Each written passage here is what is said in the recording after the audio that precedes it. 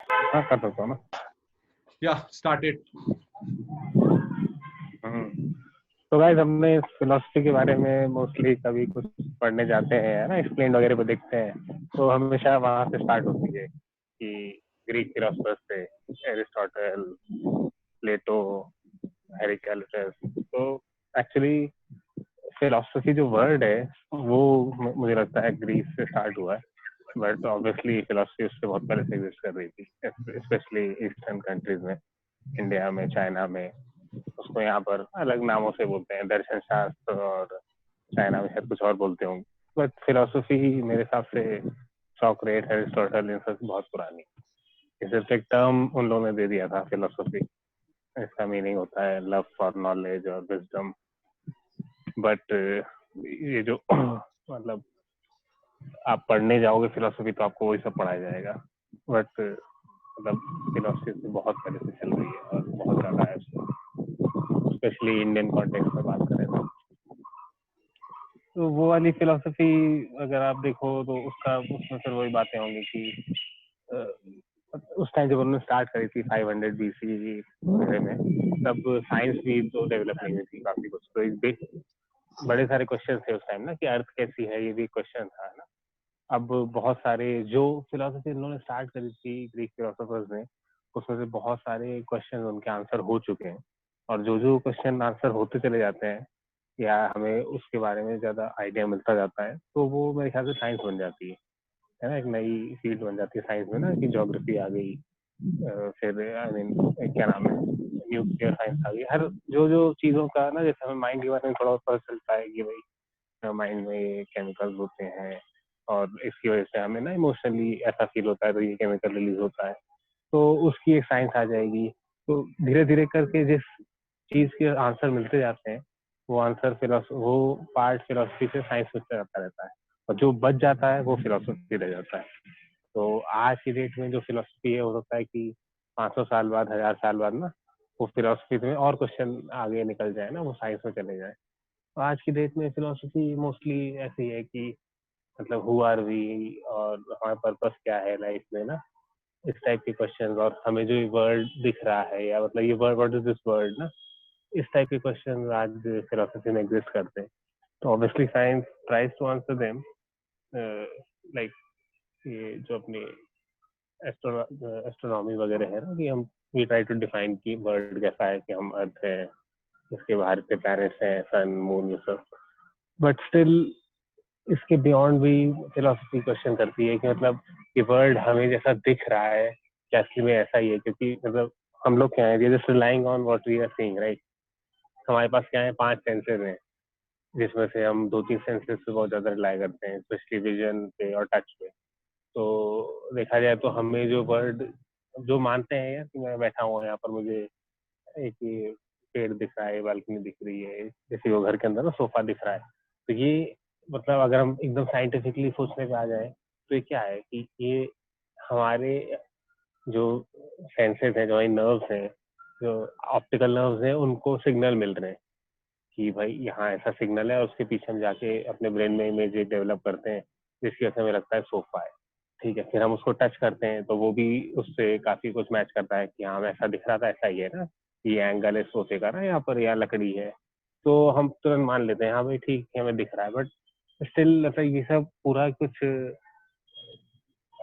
Still philosophically we और तरीके से भी। अनश्योर कि वो सोफा वैसा ही है, और मतलब हम हमारी सेंसेस हाँ को क्योंकि पता ये है। जस्ट एक, हाँ राइट, बिकॉज क्योंकि अभी आपको ना ड्रीम्स में भी सोफा दिखता है, और वो एकदम ऐसा ही दिखता है, और उस टाइम के लिए आपको लगता है कि हाँ यार सोफा है या कोई भी और चीज है, बट वो वहां नहीं होती है।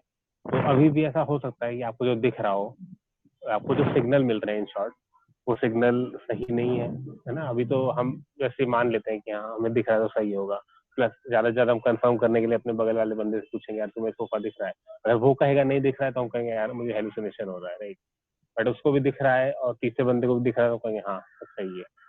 बट ओवरऑल जो हम सब लोग देख के एक दूसरे को मतलब कंफर्म करते हैं, वो सब कुछ उसके बियॉन्ड भी कुछ हो सकता है। ऐसा नहीं कह रहा हूँ कि उल्टा हुआ कि भाई सोफे की जगह वहां पर कुछ और पड़ा हुआ, बट हो सकता है कि जैसे आप एक एग्जाम्पल, मतलब मैंने सोचा कि अगर आप तुम थोड़ा बहुत ना इमेजेस को कभी भी कंप्यूटर में रिप्रेजेंट करो तो वो एक ना मैट्रिक्स होती है, सेट ऑफ आरजीबी वैल्यूज होती है ना, एक बहुत भारी सा मतलब एन बाय एन मैट्रिक्स होगा जितने भी साइज की आपकी इमेज है, और हर पिक्सल पे क्या क्या है, राइट। आरजी अगर suppose black hexadecimal and white value image होती है, है हाँ तो हेक्साडेसिमल वैल्यू होती है सारी जो भी इमेज मतलब मैप करने के लिए इमेज के कलर्स को उसको, हाँ। कि अगर आप ना ब्लैक एंड व्हाइट इमेज एक समझ लो, सपोज 16x16 की छोटी सी ब्लैक एंड व्हाइट इमेज है, तो वो ओके क्या है एंड ऑफ द डे, मतलब कंप्यूटर प्रोग्रामिंग में कि 16x16 पिक्सल्स हैं, और हर पिक्सल पे ब्लैक की इंटेंसिटी कितनी है, 0 to 256 में होगा कि 0 है तो एकदम वाइट होगा और 256 है तो ब्लैक होगा, राइट। अब 3 ये कलर, हाँ, आप RGB। आरजीबी करना है तो आप तो पूरे ना तीनों की इंटेंसिटी कर लो, ठीक है। अब ये जो सेट ऑफ नंबर ही तो है ना, एक बहुत लंबी सी स्ट्रिंग है नंबर्स की, अगर आप इसको ऐसे एक फाइल में डाल दोगे टीएक्सटी में तो आपको ना नंबर्स दिखेंगे। बट अगर आप एक अच्छा सा प्रोग्राम बनाओगे कोई जो विजुअलाइज कर पाए, तो वो उस इंफॉर्मेशन को रीड करके आपको एक इमेज रेंडर कर देगा, है ना, यूआई पे। अब हमारे अंदर भी ऐसे ही कुछ प्रोसेसिंग हो सकता है चल रही हो, राइट, कि यहाँ पर जो भी हमें दिख रहा है ये हम सिर्फ रेंडर कर रहे हैं ना, उसकी वजह से ऐसा आ रहा हो कि एक जैसे मैंने बताया ना, एक नंबर की टेक्स्ट फाइल को अगर आप पास करें किसी प्रोग्राम में तो उसको इमेज बना देगा।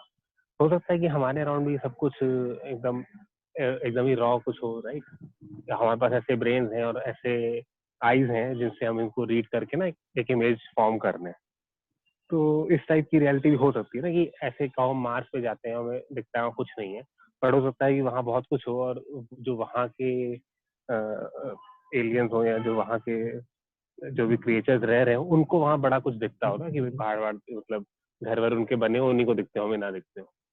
तो इस टाइप की भी पॉसिबिलिटी लगती है मुझे, बट ऑब्वियसली मतलब ऐसा कोई थ्योरी नहीं है, बट जस्ट ऐसे भी सोच सकते हैं हम। तो मतलब philosophy end of the day आपको हर चीज को क्वेश्चन करने को बोलती है, कि जो भी आप है ना एक्सेप्ट मत करो, क्वेश्चन करो, और आपको टूल्स देती है लॉजिक से, उसको आप प्रूव करो डिसअप्रूव करो, बट क्वेश्चन करते रहो एकदम छोटी छोटी चीजों का ना। हर बार हम लोग क्वेश्चन नहीं करते, अज्यूम कर लेते हैं हाँ भाई ये यहाँ है तो है ना, हमने मान लेते हैं, बट हम क्वेश्चन करें तो एक अलग डायमेंशन पे पहुंच सकते हैं। तो बेसिक तो I think philosophy is about asking question. और किसी के पास है कुछ, ये अच्छा बोला है फिलोसफी पे, मतलब और किसी को कुछ पढ़ा है, किसी ने कुछ क्वेश्चन है, क्योंकि अभी बेसिकली इसी वैसे मैंने फिलोसफी भी तो पढ़ा नहीं, लेकिन मेरे को एक क्वेश्चन है, जैसे हम साइंस का ओरिजिन हम फिलोसफी से ही मान सकते हैं, हाँ देखा जाए तो ऐसा इस थॉट में जा सकते हैं, क्योंकि देखा जाए तो अभी जो क्वांटम मैकेनिक्स और जो बिल्कुल। अभी सर भैया बात कर रहे हैं, वो यही बात कर रहे हैं कि हमारी इमेजिनेशन से कुछ बियॉन्ड है, ऐसा कुछ जो हम अपनी विजुअलाइज से देख नहीं सकते हैं। तो क्वांटम मैकेनिक्स भी बेसिकली यही कहना चाहती है कि मतलब जो दिख रहा है वो रियलिटी नहीं है। तो ये हम वही 4000 5000 साल पहले वाली फिलोसफी पे अभी तक वर्क करते आ रहे हैं, ये भी देखा जा सकता है। हाँ, क्योंकि मैंने भी जो पढ़ा था थोड़ा बहुत, जो सेम बुक एक्चुअली मैंने पढ़ी थी जो केशव ने पढ़ी है, तो उसमें मतलब तीन तीन फिलोसफर्स के एग्जांपल थे, जैसे उसने बताया कि ग्रीस से ही स्टार्ट हुआ है, तो वहाँ पे ये तीन थे। तो एक फिलोसफर ने बोला कि क्योंकि उस समय साइंस थी नहीं, तो उसने बोला everything is formed out of water, की एक फिलोसफी थी। तो उसने एक तरह से एक साइंस दी कि जितनी भी चीजें बनी है उनका ओरिजिन वाटर है। तो उसके बाद जो नेक्स्ट फिलोसफर आया उसने बोला कि जितनी भी चीजें बनी हैं उनका जो ओरिजिन है वो इनडिटर्मिनेट है और सारी चीजें इनफाइनाइट है। तो इसका तीसरा फिलोसफर आया, वो बोलता है कि सारी की सारी जो चीजें हैं उनका जो ओरिजिन है वो वाटर है। तो अब देख रहे हो कैसे कैसे, अब तुम आज बोलोगे ये सब तीनों चीजें तुम्हें साइंटिफिकली गलत लगेंगी, लेकिन यहाँ से जब से आस्किंग क्वेश्चन स्टार्ट होता है उसके बाद फिर कोई एक ऐसा फिलोसोफर आता है जो कि फिलोसोफर भी होता है और साइंटिस्ट भी होता है। मतलब उसमें वो आईक्यू भी होता है कि वो क्वेश्चंस पूछ सके, और वो आईक्यू भी होता है कि उन क्वेश्चंस को इक्वेशन में, मैथ्स में कन्वर्ट कर सके। जैसे कि हमारे चाहे उनको आइंस्टाइन ले लो, जिसने ये इमेजिन किया था अपनी ड्रीम में कि वो जो सूरज की किरण है उसके ऊपर बैठे हुए हैं और घूम रहे हैं। तो ये उनकी इमेजिनेशन थी। अब ये कोई भी, ये हो सकता है कि शायद कोई और फिलोसोफर इमेजिन कर पाता, लेकिन इस फिलोसफी को इक्वेशंस में कन्वर्ट करना और उससे एक थ्योरी निकालना, तो वो एक बहुत ही मतलब ये था, अपनी ड्रीम को बेसिकली कन्वर्ट किया उन्होंने। तो ये तो है फिलोसफी को, मतलब यही है कि फिलोसफी से साइंस स्टार्ट होती है। ये तो मैं भी एग्री करता हूँ। और कुछ है किसी के पास फिलोसफी पे, या अगले टॉपिक पे बढ़े हम लोग? सत्यम, माइथोलॉजी स्टार्ट करें? कुछ माइथोलॉजी और एस्ट्रोलॉजी के बारे में बताओ। और एस्ट्रोलॉजी और माइथोलॉजी कनेक्टेड है? और क्या एस्ट्रोलॉजी और साइंस कनेक्टेड है, फिजिक्स कनेक्टेड है क्या आपस में? हाँ राइट, यू आर राइट। हाँ राइट, कनेक्टेड है। माइथोलॉजी, एस्ट्रोलॉजी और कौन सा बताया तीसरा तुमने? Science, astronomy. साइंस। तो एस्ट्रोलॉजी, या एस्ट्रोलॉजी भी एक साइंस ही है, और माइथोलॉजी एक मतलब you can say it's a belief, जो हम लोगों ने जैसे पहले पढ़ा कि ऐसा होता आया है, और उसको हम लोग कई बार माइथोलॉजी बोल देते हैं। बट अगर हम लोग थोड़ा सा पीछे जा करके देखें तो बिना माइथोलॉजी के एस्ट्रोलॉजी एग्जिस्ट नहीं करती है। एस्ट्रोलॉजी को जैसे मतलब अगर हम लोग हिंदू धर्म में देखें या किसी भी धर्म में देखें, सबसे पीछे चले जाएं तो ओरिजिन ऑफ द वेदास बोला गया है कि वेद को, वहां से हमारे सारे धर्म, छोटे छोटे चीजें, जैसे किसी भी भगवान को देखें, कृष्ण, राम, ये सब आगे देखा तो ओरिजिनल में सबसे पहले वेदास थे। तो वेदास के 6 अंग होते हैं, उसमें से जो ज्योतिष होता है या एस्ट्रोलॉजी होता है उसको आईज ऑफ द वेदास बोला जाता है, 6 अंगों में से। तो इस हिसाब से अगर देखा जाए तो एस्ट्रोलॉजी का जो ओरिजिन हुआ वो वेदास से हुआ। और इसका मतलब हम लोग इस फैक्ट को बिल्कुल डिनाई नहीं कर सकते कि एस्ट्रोलॉजी एग्जिस्ट नहीं करती है। अब अगर थोड़ा सा आगे बढ़े, प्रेजेंट टाइम में लोग एस्ट्रोलॉजी को सिर्फ यही बोलते हैं कि एस्ट्रोलॉजी इज नथिंग, सिर्फ अपना एक कर्म होता है जिसका हम लोग को फल मिलता है। दैट्स राइट, हम लोग को कर्मों का फल मिलता है। बट एस्ट्रोलॉजी में ये चीज डिफाइन करी गई है कि कर्म का फल कैसे मिलता है, जो हम लोग पहले से करके आए हैं, और हम लोग सिर्फ उसको कर्म फल ही देखते हैं। एस्ट्रोलॉजी को अगर हम लोग एज अ साइंस देखें कि वो किसने डेवलप करी, जैसे हम लोग कुछ सॉफ्टवेयर डेवलप करते हैं तो एज अ स्टडी अगर उसको देखा जाए कि उसको किसने डेवलप किया, जैसे एस्ट्रोलॉजी की जो पूरी वो है कि उसमें 12 नक्षत्र, 27 नक्षत्र होते हैं, हम लोग के 5 वर्ष होते हैं। जैसे हम लोग केवल अभी इंग्लिश कैलेंडर को मानते हैं तो सूर्य वर्ष, बृहस्पति वर्ष, सावन वर्ष, चंद्र वर्ष, ऐसे टोटल 5 वर्ष होते हैं। ये कैलकुलेशन किसने बनाई होगी? जैसे अकेले हम लोग सिर्फ और सिर्फ कुंभ का मेला देख लें तो कुंभ का मेला बहुत सालों, कई सैकड़ों सालों से पहले चला आ रहा है, और वो जुपिटर जो कि एक प्लेनेट है सबसे बड़ा, वो 12 सालों में सूर्य का एक चक्कर लगाता है। तो ये सबको पता है कि 12 साल में एक बार कुंभ होता है। ये कैलकुलेशन बहुत पहले हो चुकी थी, जब राम जी त्रेता युग में, तब भी ये कैलकुलेशन हो चुकी थी, और आज भी वही कैलकुलेशन चल रही है, और वो फिट है, एग्जैक्ट है, सबको पता है। चंद्रमा 2.5 दिन एक राशि में रहता है, सबको पता है ये चीज। और ये मतलब एस्ट्रोलॉजी के हिसाब से 27 नक्षत्र होते हैं, और ये चीज साइंस भी मानता है। मतलब जो हम लोग की कैलकुलेशन है प्लैनेट्स की, वो एस्ट्रोलॉजी में और साइंस में बिल्कुल एग्जैक्ट फिट होती है, अगर हम लोग प्रेडिक्शंस पे ना जाएं। राइट। ओके, तो अभी यहाँ मटेरियल साइंस है जो फिजिक्स साइंस है, जिसमें हम बोलते हैं कि एक प्लैनेट कौन से कोऑर्डिनेट्स में होता है for a particular time period, जिसको एस्ट्रोलॉजी में बोला जाता है कि वो पर्टिकुलर उसमें चक्र में है या भाग में है, उसी वो तो वो बोल रहे हो वो साइंस उसके पीछे ठीक है, लेकिन जो हम उसके ऊपर बेस्ड प्रेडिक्शन करते हैं वो एक फिलोसफी भी हो सकती है। वो प्रेडिक्शंस कैसे आए, क्यों डिजाइन किए गए, उसका कोई एक रिटन लॉजिक नहीं है कि ये प्रेडिक्शन मैं दे रहा हूं based on the coordinates of planets and other heavenly bodies, but there is no logic और फॉर्मूला डिफाइंड। मतलब ऐसा कोई फॉर्मूला डिफाइन करके कोई लिख के नहीं गया है कि ऐसा मैं क्यों कर रहा हूँ, व्हाई आई एम सेइंग आपको घर से नहीं निकलना चाहिए at this time, but I am saying this, right? So there is both philosophy and science. Right, philosophy and science दोनों चीजें हैं इसमें। हम लोग सपोज जैसे हम लोग डॉक्टर के पास जाते हैं, हम लोग डॉक्टर को सिर्फ ये बताते हैं कि ऐसा ऐसा हुआ, खांसी हुई, जुकाम हुआ, उसने उस चीज की दवाई दे दी। तो सेम एज इन एस्ट्रोलॉजी, अगर आपका वो ग्रह स्ट्रांग है, सपोज किसी का, जैसे हम लोग सिर्फ यही बोलते हैं कि कर्म करो और फल मिलेगा, और सब कर्मों के आधार पे होता है, और बट हम लोग ये भूल जाते हैं कि एस्ट्रोलॉजी बहुत डीप है, उसमें total 12 main partitions human body के या ह्यूमन के डिवाइड किए गए हैं। To be a little elaborative, I will elaborate.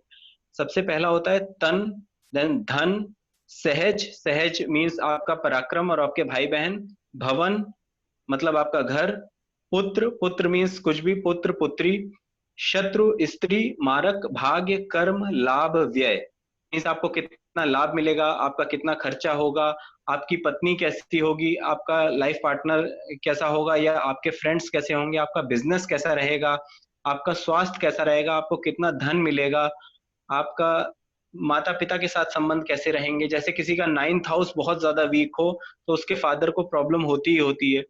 किसी के पास धन बहुत अच्छा हो, बहुत सारे ऐसे लोग मिलेंगे, बट उनका 4th हाउस बहुत वीक है तो वो अपने घर में रह नहीं पाते हैं, हमेशा ट्रैवल करते रहते हैं, या उनकी उनकी माता से नहीं बनेगी। तो हम लोग सिर्फ और सिर्फ पैसे को या किसी के करियर को एज अ भाग्य बोल देते हैं कि भाई उसके पास बहुत पैसा है, उसने बहुत सक्सेस की, तो उसने मेहनत करी तो सक्सेस मिली, इसका मतलब मेहनत ही सब कुछ होती है। और हाँ, यस, कर्म और मेहनत ही सब कुछ होती है, भाग्य कुछ नहीं होता है। बट हम लोग ये भूल जाते हैं कि भाग्य के और भी पहलू हैं। किसी का घर कैसा होगा, बहुत लोग होते हैं अपने घर में रह ही नहीं पाते हैं। किसी के भाई बहन कैसे होंगे, बहुत लोग हैं जिनके भाई बहनों से पटती ही नहीं है, बच्चों से पटती ही नहीं, और उनके पास बहुत बहुत पैसा है। तो ये एक पहलू है कि ज्योतिष को टोटल 12 पार्ट्स में डिवाइड किया गया है। कैसे क्या क्या घटित होगा ये बिल्कुल लिखा हुआ नहीं है, ये कोई प्रेडिक्ट एज इट इज नहीं कर सकता, पर काफी हद तक हम उसमें पहुंच सकते हैं। जैसे अभी किसी को कुछ एनी डाउट और क्वेश्चन कुछ, लाइक मैं या कोई चीज पूछना बिल्कुल, चाहता था, हाँ जैसे एक क्वेश्चन था एस्ट्रोलॉजी को सत्या हम मुझे। ओके हाँ हाँ हाँ देव देव देव पहले तुम तुम पूछो फिर देव पूछो। पूछेगा। हाँ ठीक है, वन बाय वन। तो मैं ये पूछना चाहता था, जैसे एस्ट्रोलॉजी को हम उस समय की एडवांस साइंस कह सकते हैं देखा जाए तो, क्योंकि बेसिकली मैंने भी ये सुना है कहीं ना कहीं, जैसे हम एक एग्जांपल देता हूँ, हम घर में कहीं सोते हैं तो उसके लिए एक पर्टिकुलर प्लेस बताई गई है कि अग्नि कोण होता है उसमें नहीं सोना चाहिए और दूसरे कोण होते हैं वहाँ पे सोना चाहिए। इसकी बेसिकली हम अब जाके हमें पता चलता है कोई साइंस के लॉजिक्स भी आते हैं कि जैसे कोई मैग्नेटिक फील्ड्स होती हैं वो पर्टिकुलरली उस साइड में हमें अच्छी नहीं लगती हैं तो हमारा माइंड डिस्टर्ब रहता है। तो बेसिकली ऐसा देखा जा सकता है कि एस्ट्रोलॉजी उस समय की एडवांस साइंस थी कि भाई प्लैनेट्स का आपके ऊपर क्या प्रभाव पड़ रहा है, मतलब उनका आपके माइंड पे कैसा प्रभाव पड़ता है। तो अभी तक हम उस चीज को पता नहीं लगा पाए हो, ऐसा कुछ भी हो। Right, you are absolutely right. और ऐसा ही होता है, जो बहुत अच्छे एस्ट्रोलॉजर्स होंगे, जैसे आपको देख करके बता दें, जैसे मैं अभी आपको देख रहा हूँ, मैं आपको बता सकता हूँ आपके आपके लग्न पे जो फर्स्ट हाउस होता है उस पे किसी शुभ ग्रह की दृष्टि आ रही होगी। ये मैं एक जनरल बता रहा हूँ कि ऐसा होगा, आप देखिएगा अपनी कुंडली में, तो ऐसा होगा। ये बहुत अच्छे अगर एस्ट्रोलॉजर्स होते हैं तो वो ये सब बता सकते हैं। मैं आपको अपने आप को बहुत अच्छा नहीं बता रहा हूँ, लेकिन मैं बता रहा हूँ कि जनरली ऐसा ठीक है, होता है। नहीं, इट्स वैसे दिस ये ऑल काफी फ्री कैजुअल ऐसा सरप्राइजिंग कुछ रहता नहीं। है हाँ देखा जाए केशव तो। तुम्हारा मैं एक एस्ट्रोलॉजर तुम्हारा से क्या मिला क्वेश्चन था। था? सॉरी टू इंटरप्ट, केशव तुम्हारा क्या क्वेश्चन था? हाँ कोई बात इसको तो आंसर कर लेंगे पहले। हाँ नहीं, नहीं बताओ। आप आराम से पूछ लीजिए। कौन बस कौन? मेरा यही था अच्छा, कि जैसे एस्ट्रोलॉजर्स होते हैं ना, तो उनसे काफी सरप्राइजिंग रहता है। उन्होंने भी, मैं एक बार किसी एस्ट्रोलॉजर से मिला था, उसने पर्टिकुलरली मुझे यही कहा था कि तुम्हारा इन चीजों में, फिजिक्स और में काफी इंटरेस्ट रहता होगा, तो वो देखते ही एक तरह से प्रिडिक्ट कर देते हैं। तो एक चीज सरप्राइजिंग रहती है हमेशा से, ये क्वेश्चन रहा है दिमाग में नहीं, पर कि एक कैसे बात ही है उन्होंने जो, हेलो, राइट, वो होते ही है, वो एक साइंस है, जब जिसको बिलीव हो जाए। और ऐसा नहीं है कि मतलब किसी ने भी बोल दिया कि नहीं मानना है तो नहीं मानना है। बहुत लोग मानते हैं, बहुत बड़े बड़े, आप अमिताभ बच्चन को भी देखोगे, वो भी दो दो अंगूठियां अपने ये फर्स्ट फिंगर में, इंडेक्स फिंगर में पहने हुए है। दो पहनता था अपनी और अभिषेक की तरफ से दोनों, और बहुत सी मिनिस्टर्स हैं वो पहनते हैं और मानते हैं एस्ट्रोलॉजी को। मुहूर्त देख करके वो मतलब अपना शपथ ग्रहण समारोह प्लान करते हैं। और अगर आप बोले कि मैं बिल्कुल नहीं मानता हूं, तो फिर आप बिल्कुल नहीं मानिए। आप शादी भी कर रहे हो तो मुहूर्त निकाल के कर रहे हो। मुहूर्त क्या है? चंद्रमा का राशि परिवर्तन, चंद्रमा जहां जहां चल रहा है, किस राशि में है, किस कॉम्बिनेशन पे आने पे उसका सबसे ज्यादा इफेक्ट होगा और वो शुभ फल करेगा, आप उसमें शादी कर लेते हो। कृष्ण पक्ष है, शुक्ल पक्ष है। तो अगर आप नहीं मानते हो तो आप कुछ भी नहीं मानो। आप होली दिवाली भी मान रहे हो तो वो भी एस्ट्रोलॉजी का एक पार्ट ही है, एस्ट्रोलॉजी का, क्योंकि एस्ट्रोलॉजी में नक्षत्र के बारे में बोला जाता है। और वो भी जब एक पर्टिकुलर नक्षत्र आता है तभी दिवाली मनाते हैं, होली मनाते हैं। तो this fact cannot be denied that astrology do not means exist or it's just a virtual thing.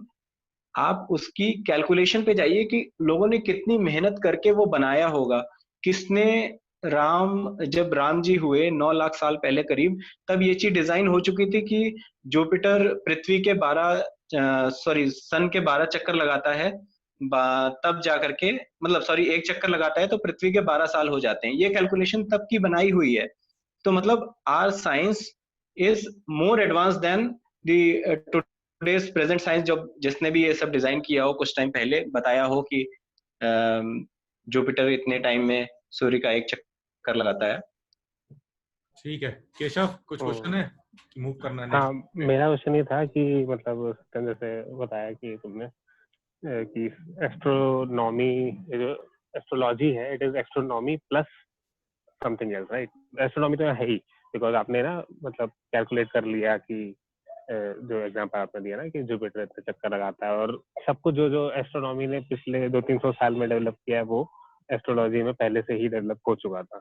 But astronomy क्या करती है, एस्ट्रोनॉमी उसको हमारे ह्यूमन उससे रिलेट नहीं करती है, और एस्ट्रोलॉजी क्या करती है कि मैं जब पैदा हुआ था ना उस टाइम पोजीशन क्या थी सारे प्लैनेट्स की, सारे स्टार्स की, एस्ट्रोलॉजी ऐसा कहती है कि उस पे मेरी पूरी लाइफ पे इम्पैक्ट पड़ेगा, राइट? ऐसा ही है ना कि मतलब जो हमारा राशि है, जो भी हमारा पत्री जन्म पत्री वगैरह बनती है, उसमें वही होता है ना कि जब हम पैदा हुए उस टाइम सारे स्टार और सारे प्लैनेट्स की क्या पोजीशन थी, and how it is gonna impact whole life of our, right?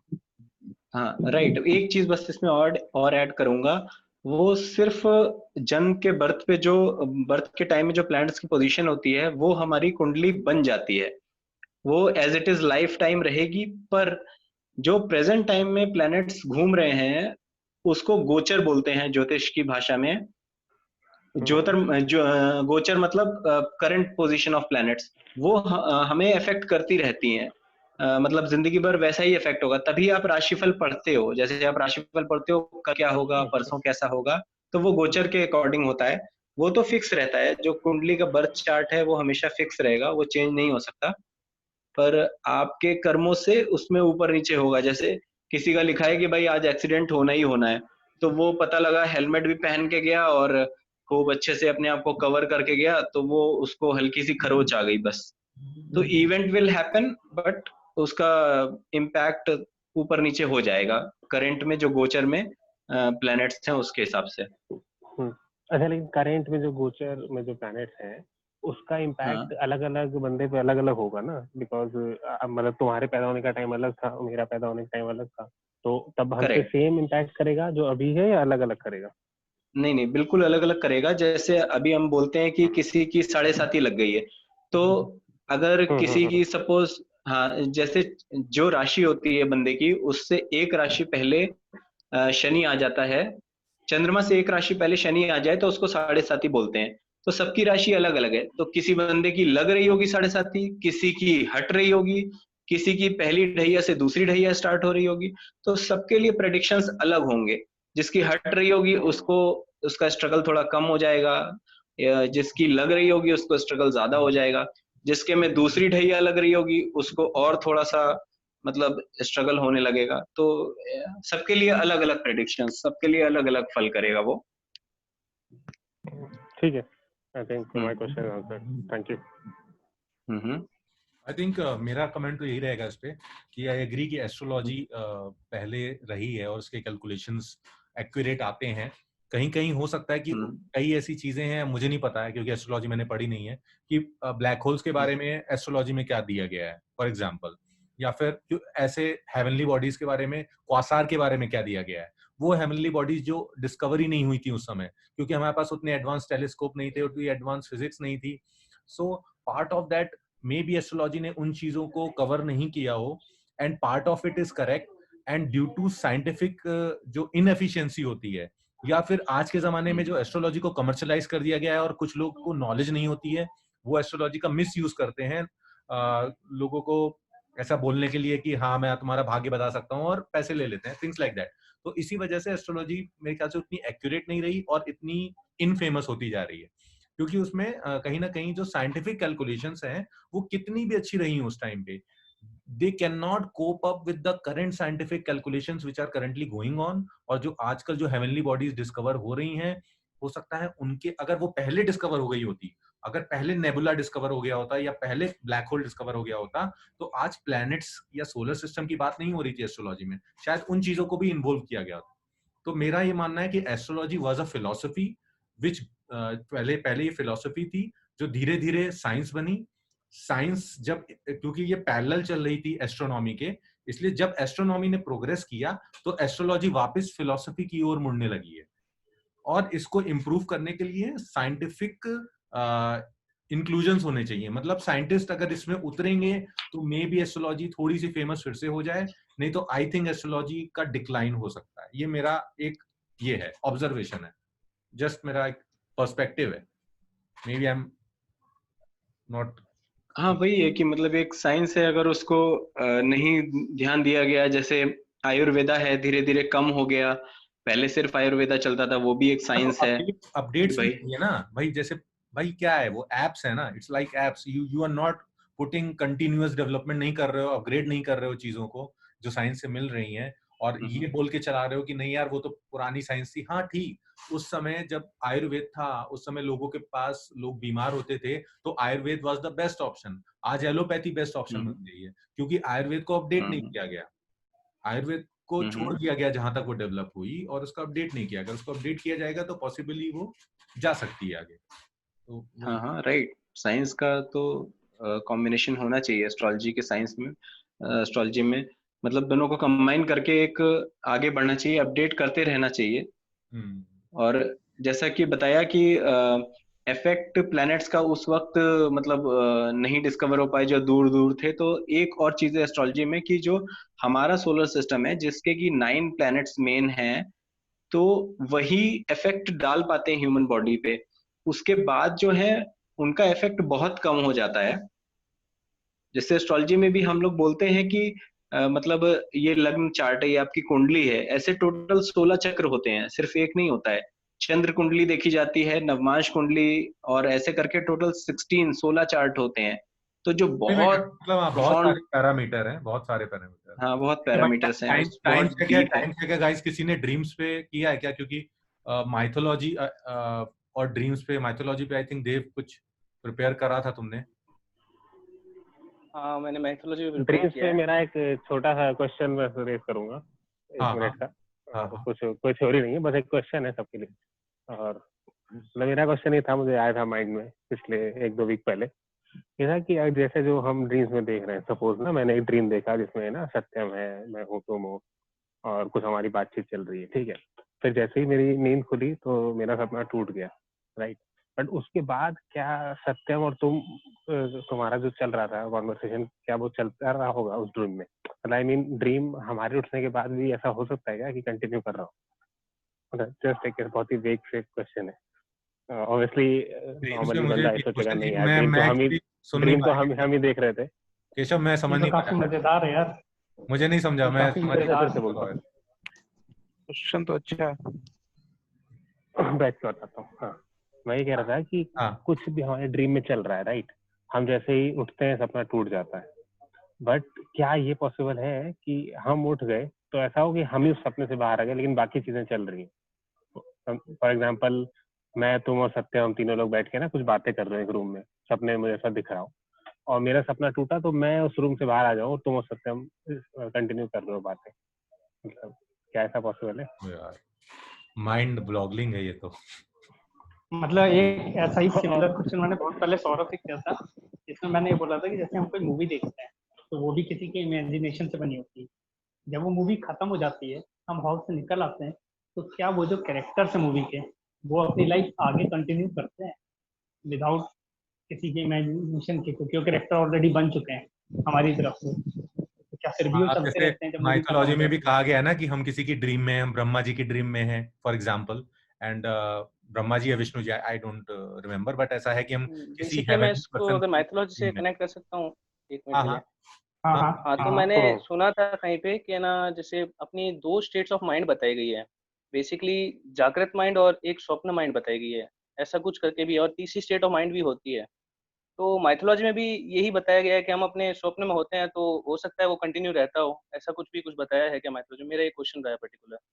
जैसे स्टेट्स ऑफ माइंड, हम अपने जागृत माइंड में तो, हमारे कॉन्शियस माइंड में तो हम अपनी डायमेंशन मूव कर सकते हैं, तो बेसिकली हम ड्रीम में होते हैं तभी हमारी, हम मूव तो करते ही हैं, तो क्या वो कंटिन्यू रहता है या नहीं रहता है? ये सेम क्वेश्चन मेरे भी माइंड में आया था वैसे।